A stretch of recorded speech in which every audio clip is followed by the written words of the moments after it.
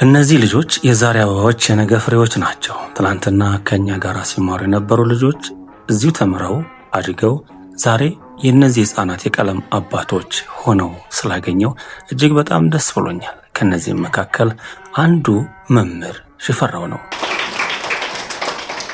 አሁን ለጉሩቻችን ማለት ነው ለጉሩቻችን ይሄ ስንኛ ቤተሰብ ነው። ይሄ ፊደል ስንኛ ቤተሰብ ነው። የዱ አንደኛ ቤተሰብ ማን ይባላል? ማን ይባላል? አንድ ላይ ማን ይባላል? ሁለተኛ ቤተሰብ ማን ይባላል? ማን ይባላል? ዱ።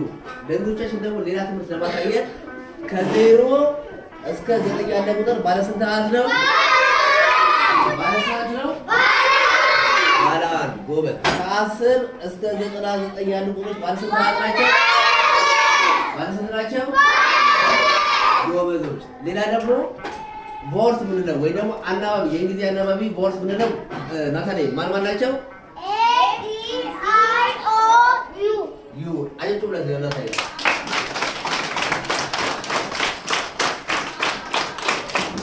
ይሄን ምን ይላል?